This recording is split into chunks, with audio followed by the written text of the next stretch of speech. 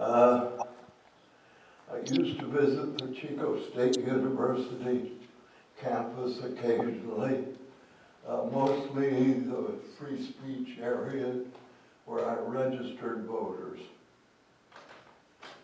On some of these visits, I saw placards posted all over the campus with just one word: sustainability.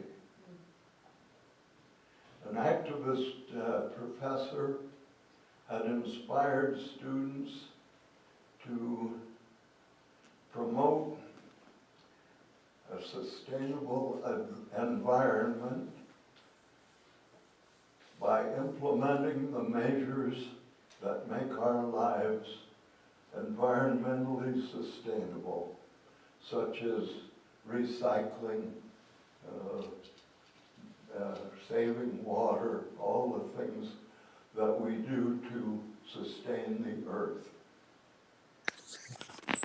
But I'm thinking of sustainability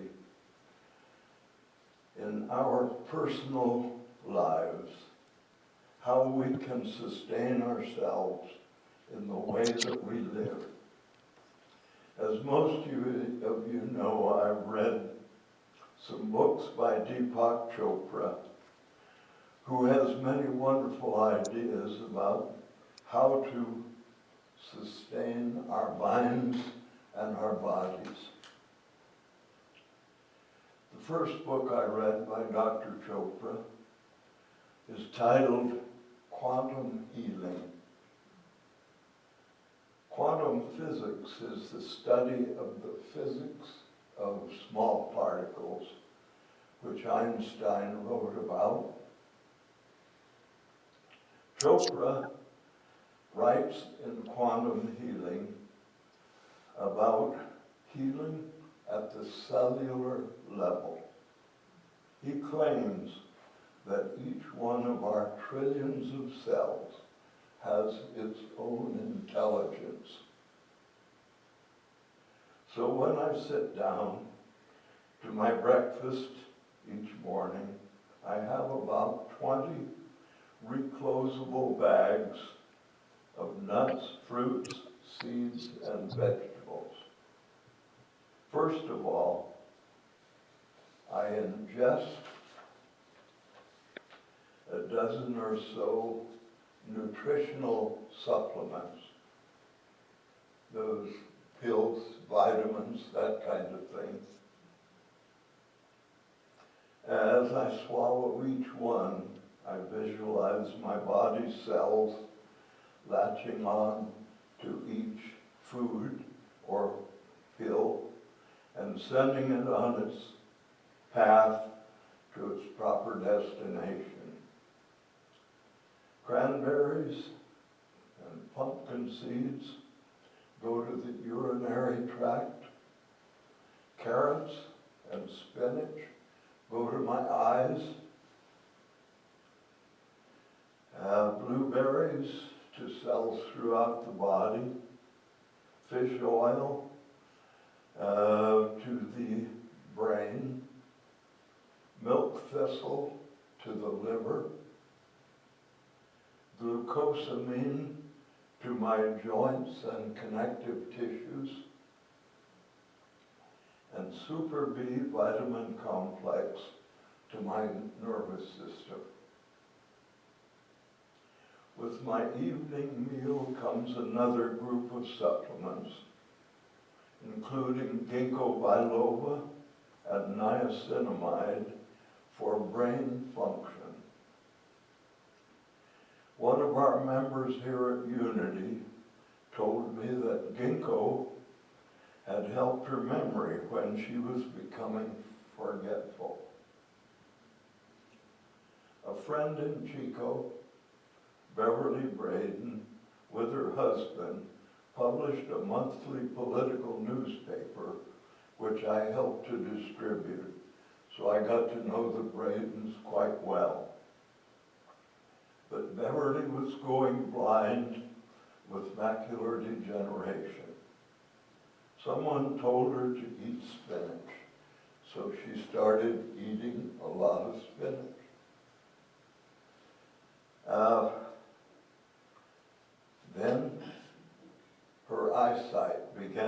improve. And continue to, she's now living someplace else, and I'm out of communication with her, but I assume that she's still doing well with her eyesight.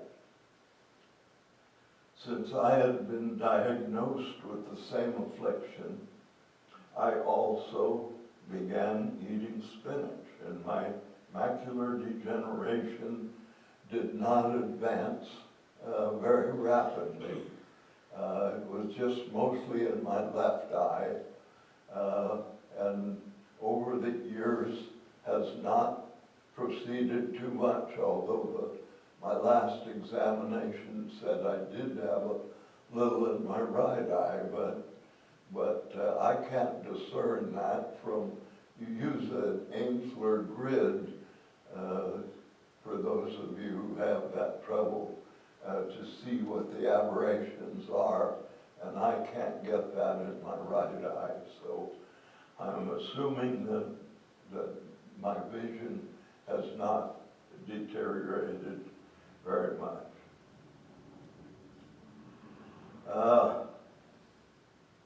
I consider spinach to be a wonder food, and Paula cooks me up a bunch of it every week.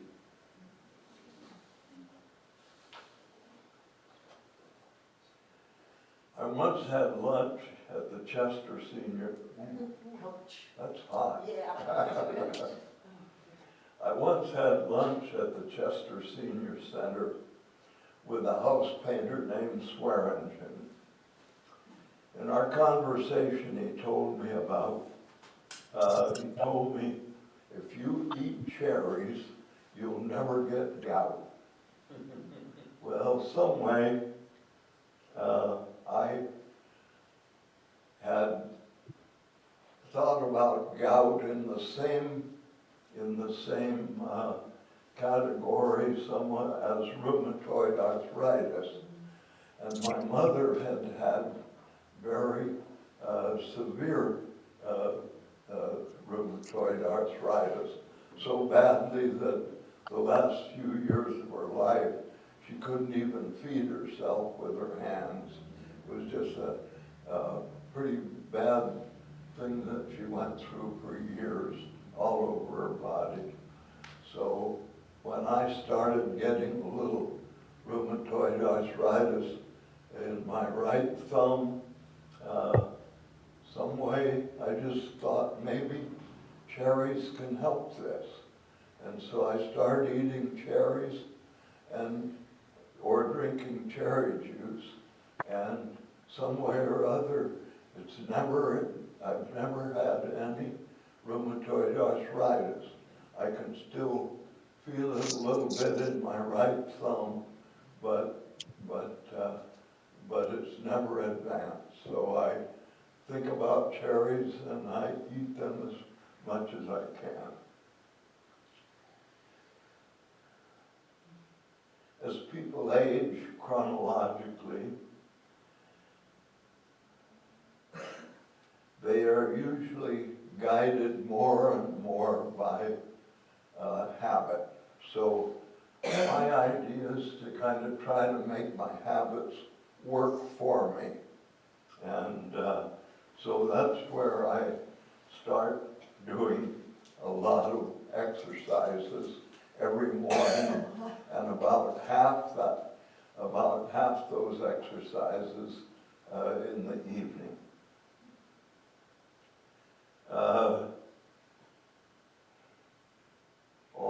All that I do are pretty simple. I do chair push-ups or knee push-ups, which aren't like big push-ups, but they're pretty good exercise. And I do about 200 of those morning and 200 again at night.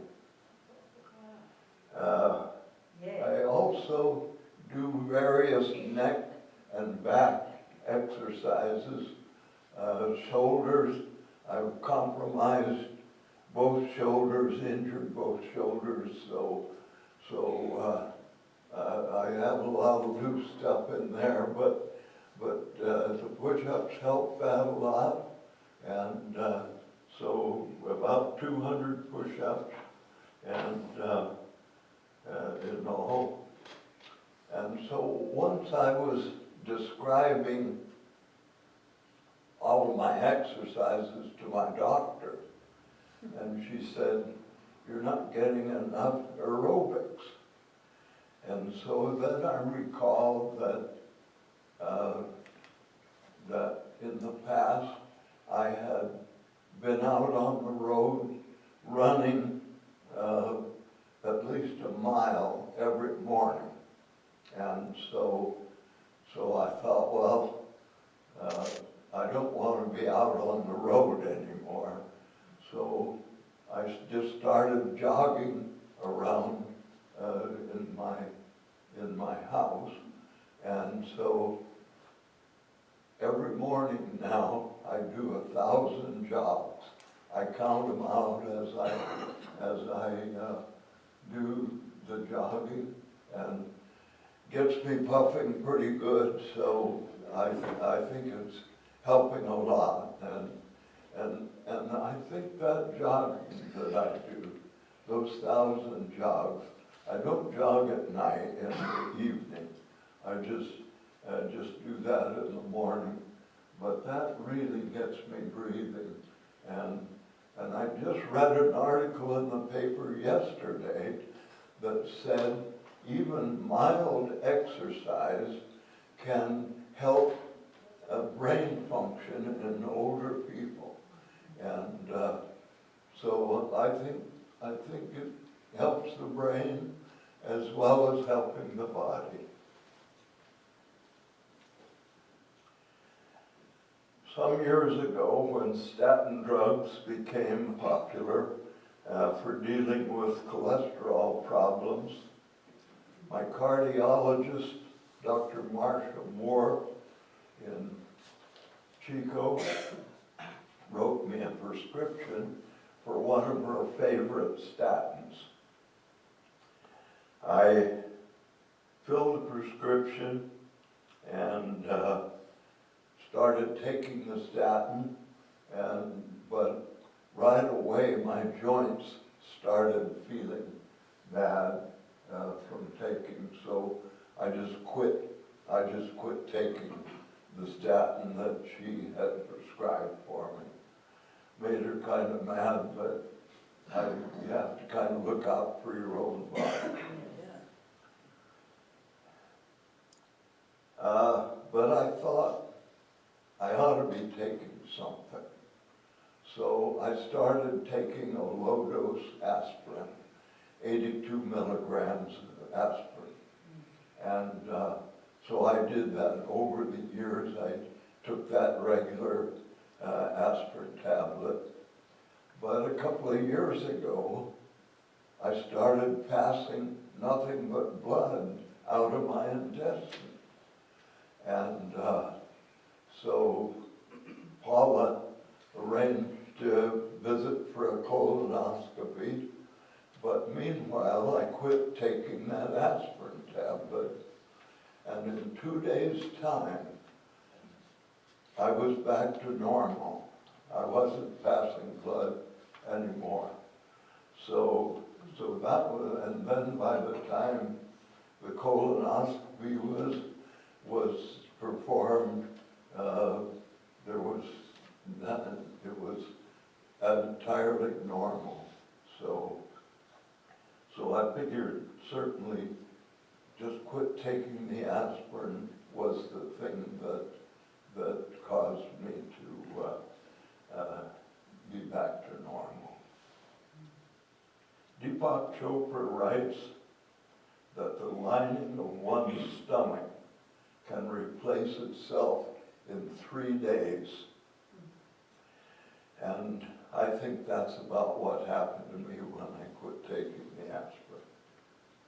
As soon as I stopped taking the aspirin, my innards began to heal.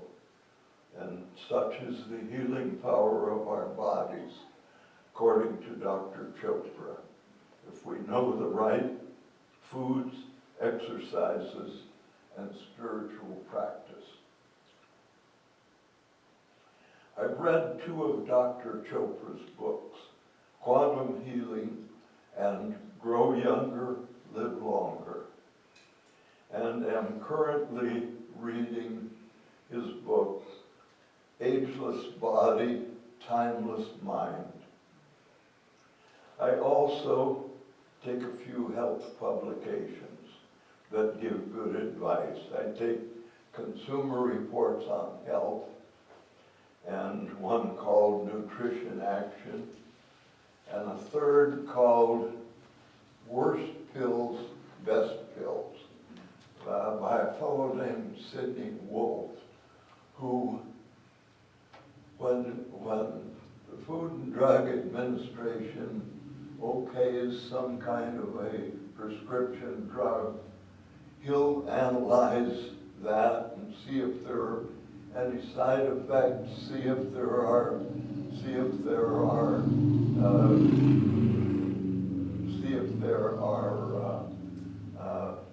conflicts with other drugs, all that kind of stuff. So I really value that worst pills, best pills, and these things come out every month, so you can keep pretty current on what's happening medically, just about everywhere.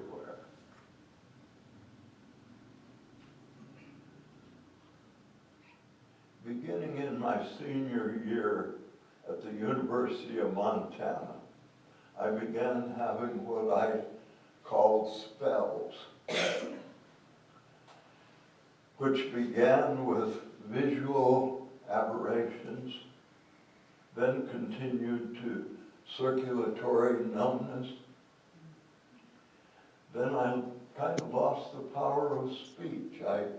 I knew what I wanted to say, but different words would come out. So I knew something pretty profound was happening in my brain. And so this went on pretty regularly. I'd have these spells like every week sometimes, every couple of weeks, something like that, and I'd get these spells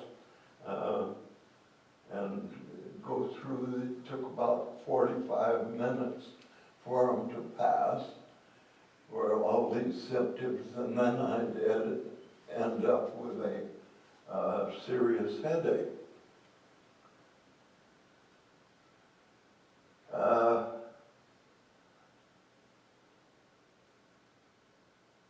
Then later on, these spells continued every once in a while. And later on, I was teaching in a little one-room school up in Modoc County, all 8 grades in one room, 31 kids, including 4 of my own kids. So I'm teaching in this little school, and with all these grades, and keeping pretty busy. And then I'd have one of those spells. Well, my 8th grade daughter, Shelley, was one of my students, so I just kind of tell the students I'd have to leave the room, and I'd go out and leave the room, and she'd kind of monitor the class for the 45 minutes or so until the spell passed. These things continued throughout the years. They finally discontinued, but I never knew what those spells were. And maybe some of you from the symptoms already know, but I didn't know all these years.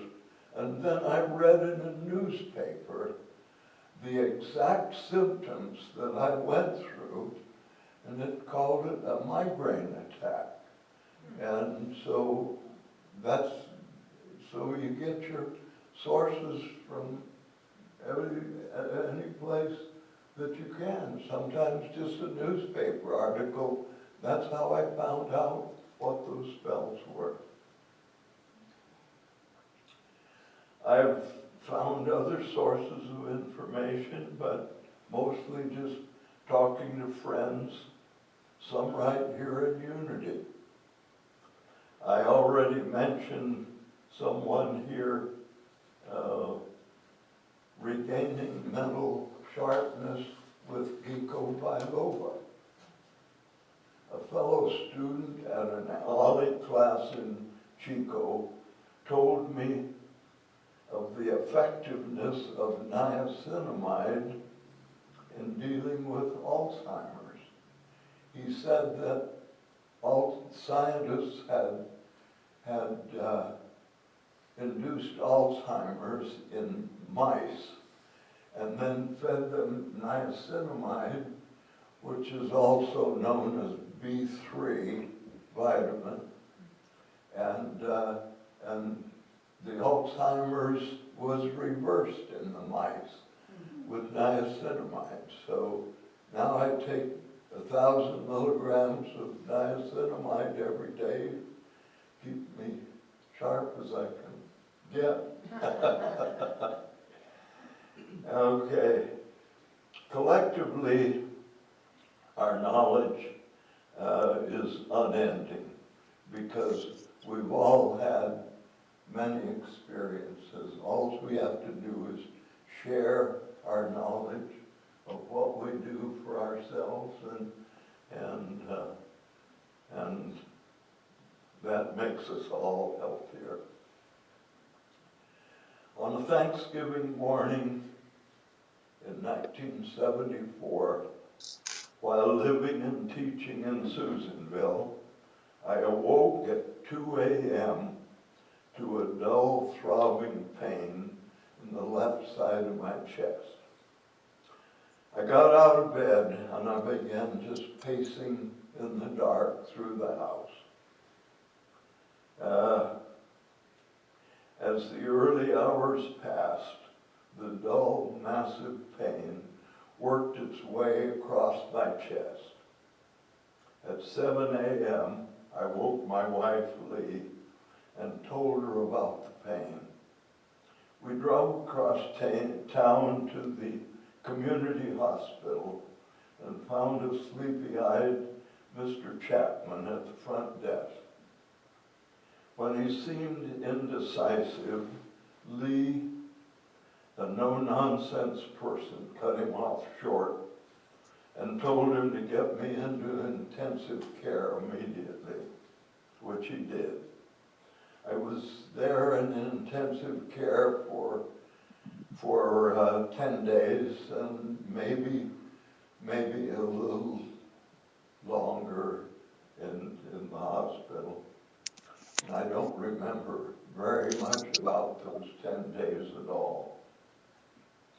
Dr. Bob Carson treated me until I was discharged, still in a weak condition.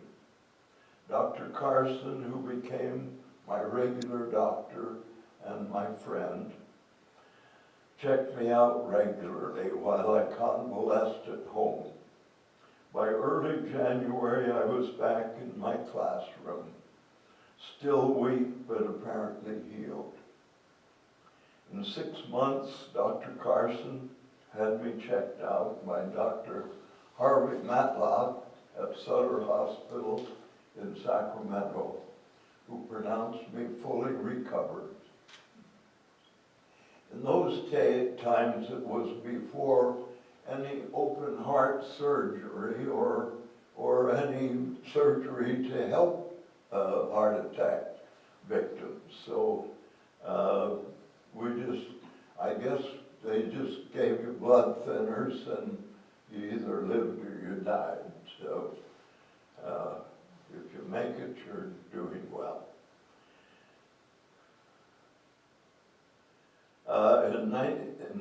In the 1950s, Dwight Eisenhower, U.S. President, suffered a major heart attack. He fully recovered with no surgery. Later, when he died of natural causes and was autopsied, doctors found that his body had built its own bypasses in his chest, an example of how the body can heal itself. We in Unity have a wonderful example of healing through prayer from Unity's founders, Charles and Myrtle Fillmore. Myrtle had tuberculosis at a time when there was no medical cure. Charles had one leg shorter than the other and walked with a limp. Both healed themselves completely through prayer. I want to say a few words for Gold Bond Healing Lotion with aloe vera. Some years ago, I had a wonderful dermatologist, Dr. Daniel Pardini. He would schedule me regularly and burn off what he called precancers from my face with frozen carbon dioxide. On one or two occasions when skin cancer developed, he sent me down to Sacramento for surgery with Dr. Fazio, who did a wonderful job, but it was surgery where he would cut and then test and then recut, and people would bring their lunch and stay there. So it was pretty interesting, but it was also effective. But then Dr. Pardini retired, and I was kind of left to my own devices, and so I started using Gold Bond lotion with aloe vera. And the aloe vera is so effective healing that I no longer needed a dermatologist at all. I could cure any of those precancers or any other healing problem I had in my skin with that aloe vera lotion. In his book, Ageless Body, Timeless Mind, Deepak Chopra puts forth the idea that senility and decline in old age are just a cultural belief, and our minds and bodies are capable of sustaining themselves indefinitely. Sounds amazing, but that's his belief. In the 23rd Psalm, we read, "Yea, though I walk through the valley of the shadow of death, I shall fear no evil." Perhaps the most significant word is shadow, which might be interpreted as idea of death, not death itself. In any case, Dr. Chopra holds the firm belief that our minds and bodies are ageless and sustainability is achievable for everyone. If you have any questions about what I've said, and I did bring along some kind of a handout of the foods I eat that are significant, and the nutritional supplements that I take. So I'm sure there's enough for everyone if you want one of those. But that's the talk, and thanks for your kind attention.